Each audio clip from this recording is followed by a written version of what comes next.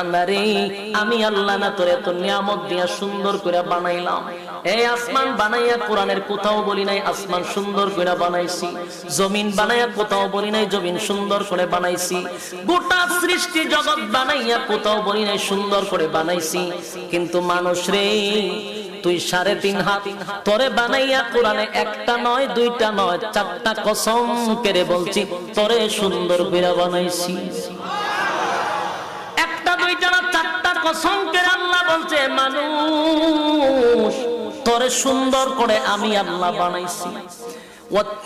তিন ফলের কসম, জাইতুন ফলের কসম, তুর সিনিনা সিনাই পর্বতের কসম, ওয়াহাজাল বালাদিল আমিন পবিত্র মক্কা নগরীর কসম।